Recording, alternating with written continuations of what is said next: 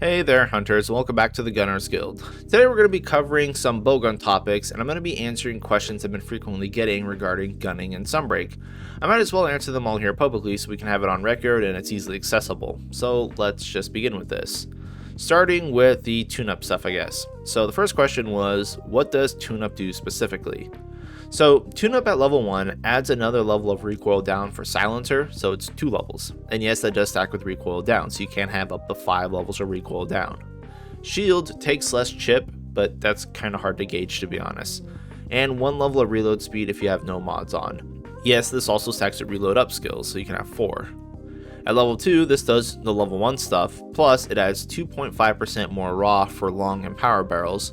So long barrel and light bowgun goes from 5% more raw to 7.5% raw, and power barrel and heavy bowgun goes from 12.5% raw to 15% raw. Typically this is worth about 7 to 10 raw depending on the weapon, and that's not a bad trade for 2 skills. The other question that was tied to this is if there is a tune-up decoration, and no, there's not. Tune-up is on some armor pieces and you can roll it on charms, but that's it. So as much as I would love to have it on all my sets, it's not really going to fit most of the time. So the question was, on element sets, you don't run rapid fire up. Why is that? Rapid fire is great for those standard elemental MOs with rapid fire for like light bowgun, but pierce elemental is better, and you don't want to use rapid fire elemental pierce. Not only is this a mouthful to say, but because of the modifiers. It's a 2-round burst, and the fire rate is actually a DPS loss compared to just standard shooting Pierce Elemental. So typically my sets are going to be built for Pierce Elemental, and the Rapid Fire Elemental is just there as backup if the bowgun just happen to have it, kind of like on Rathalos.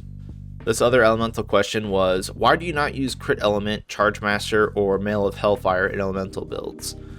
So elemental ammo is kind of weird because the weapons don't have element on them. It scales differently than other melee weapons and such. Elemental ammo scales off raw, like really hard. The motion value for your elemental is your raw modifier as elemental damage. The flat elemental boosts from Dereliction, Chain Crit, and Coalescence are really good because of this, but the other ones that I mentioned are like percentage increases, and those are percentage increases to the base elemental portion of the damage. And since our damage for like, I think Pierce is 22 and standard element is 40, we're only going to be getting like, 4 to 6 flat element for the percentages increase, and then you have to invest a lot to get those compared to having just like, flat 15 from Dereliction or flat 10 from Chain Crit, stuff like that. So you do end up wasting a lot of skills trying to get like those small percentage bonuses when you can just get the big flat Ellie's, which scale a lot better from your raw from there. Next question was, why do you dislike heavy bowgun so much in Sunbreak? Honestly, heavy bowgun has been losing its identity in 5th gen since light bowguns are just so damn good. Nothing heavy bowgun was given makes it any better, sadly. Like the counter SILKBINDS are huge traps and they take too long to use that the monsters often just retaliate before you can recover from them.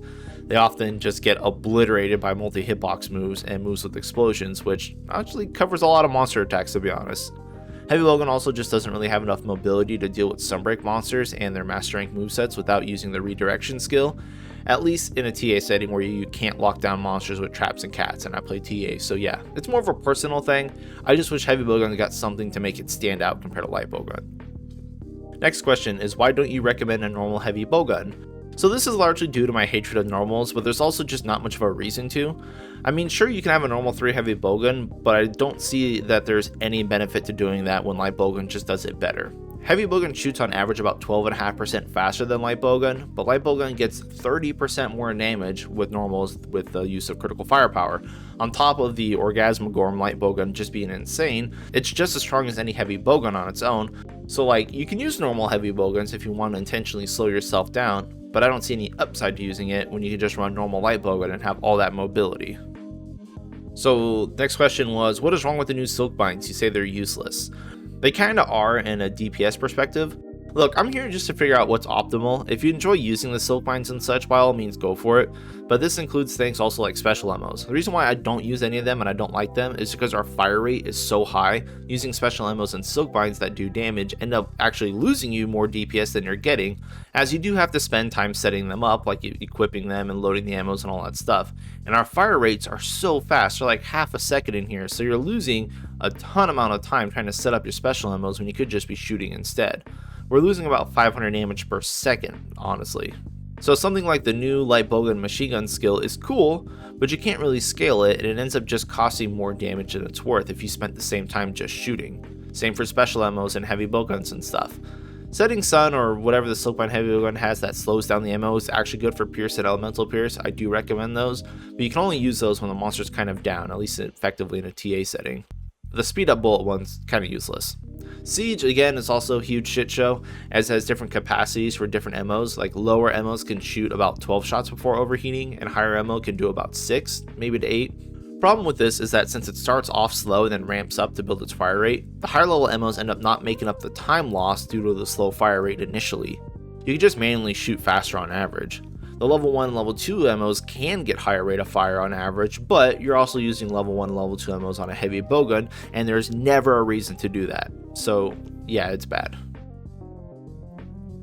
Adding on to the Silkbind questions, we have what happened to fanning maneuver? Is the 10% not worth it anymore? Do we using it or what?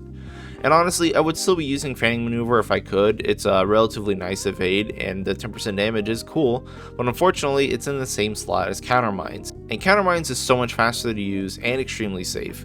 Fanning maneuver does take time even if used properly, and the time lost wrapping around a monster doesn't really get offset by the damage boost, unfortunately. Countermines get you back in and shooting faster, which is better. I really wish we could just use 2 of any Silkbinds, because I would definitely be using fanning maneuver and the countermines, but that's not what Capcom says. Next question is, what is the difference between Pierce 1 and Pierce 2? They have the same motion value. Pierce 1 and Pierce 2 only have one small difference, and that is their tick rate. The time spent inside the monster determines how many ticks or indications of damage you get. Pierce 2 has a smaller tick rate, meaning that it'll get more hits on the target in less time, given that it has enough time in the monster. This is based on the tick rate of the game and the velocity speed of the bullet, hence why setting Sun for heavy bowgun, which increases pierce damage only because it slows down the bullet and therefore gives more time to get the maximum number of ticks in. Are slicing and sticky ammo actually dead?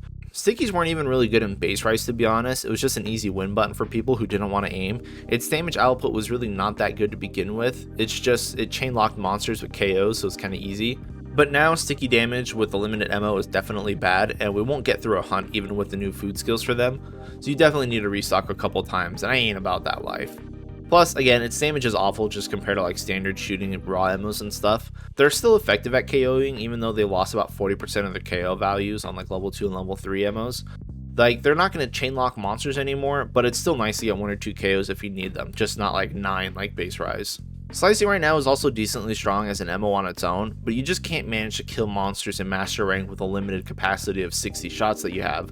On average, you need about 500 damage per shot to get through 30,000 HP's worth of monsters, and that's not really happening except on charge shots with heavy bowgun. Maybe you can make that work. Like, you can get close, I'm sure. There's just might be a setup where it's usable, but ultimately it's just an ammo that can cut tails now and maybe deal with some bad gunner hit zone phases. I don't think charged heavy bowgun with slice ammo is doing anything more than, like, you know, pierce or spread could do. But again, it is an option. You don't have to be completely min-max. I would just be prepared that you're going to run out of ammo if you run slicing, or specifically try to run only slicing.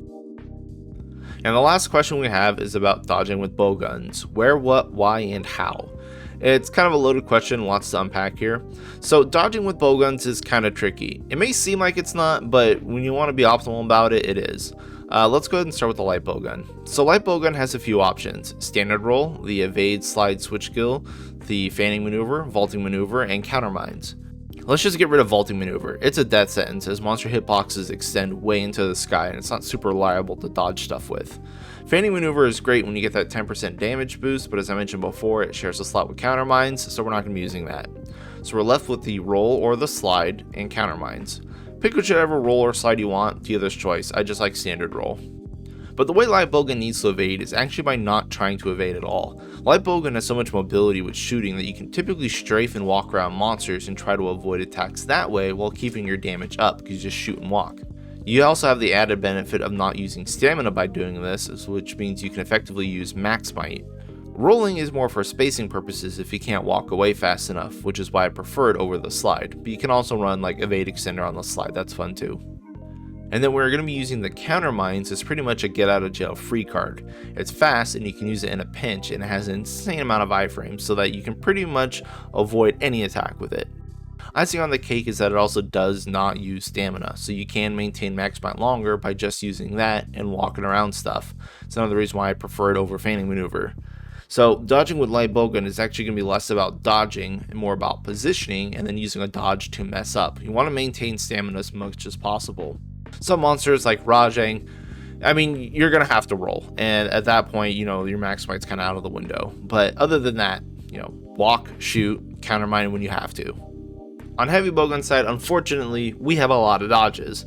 Fat roll, wire bug glide, shoulder check, and redirection evade that comes from that new skill. I feel redirection is pretty much going to be mandatory in TA hunts because heavy bowgun just can't reasonably deal with the speeds of monsters in master rank. But it does take time, so we don't always want to use it. Plus, monsters with combos and multi-hit attacks will chew right through it. I do have a video up about redirection if you want to see how it works there. But basically, heavy bowgun just has to manage it, honestly. You can't redirect everything because that'll just get you killed because multi-hit attacks. You can't shoulder check everything because that'll get you killed because chip damage. You can't fat roll everything because it's super slow and that'll get you killed. You can't glide away from everything because wire bug constraints. So the best advice I can give heavy bowgun users is to just get good. And I know it sounds awful, and it is, but honestly you really just have to manage 4 different evades, understand the monster's attack, pick which one to use in a moment's notice, and just be ready. The bright side is that you do actually have a lot of options, and you can also help sustain yourself better if you eat for Slider, which will let you regen HP on scroll swap, which is going to help you weave together your shoulder checks and your adept evades, because that'll take life from the shoulder checks and then restore it with the adept evades. But outside that, I don't really have much to offer in a way of help. There's really no secret to dodging with heavy bowgun. It's just a lot of practice and then knowing the monster's movesets. You gotta know which attacks hit twice, which ones have, explosion AoEs attached to them, which ones can you use what for what. It's really rough, to be honest. My best, advice for this would be eat for Slider so you can regen on scroll swap, and then run redirection, and then just weave shoulder checks and redirects. Alright, so that's all the questions I have for now. I hope you guys learned something. Thank you all for watching, and good luck out there, hunters.